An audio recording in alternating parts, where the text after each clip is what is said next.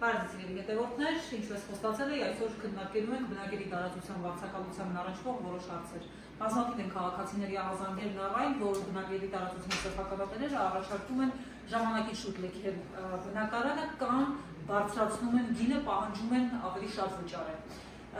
Կան բարձ կանոններ, ինչպես անել, որ խուսափել այս խնդիրներից։ Առաջինը հետևյալն է. պարտադիր է կնքել օրենքով նախատեսված վարձակալության պայմանագիր։ Սա նշանակում է պետք է կնքել այդ պայմանագիրը նոտարական կարգով վավերացնել ու կադաստրում գրանցել կամ տիպային ձևով պայմանագիր կնքել կադաստրում։ Երկրորդը աշխատեք պարտադիր կնքել այդ ձևով ժամկետային պայմանագիր։ Այդ ժամկետի ընթացքում որևէ մեկը չի կարող ձեզանից ոչ պահանջել լքել տարածքը, ոչ ձեզ վտարել, ոչ պահանջել գնի բարձրացում, ոչ որևէ այլ պահանջ ներկայացնել։ Եվ վերջապես երրորդ, եթե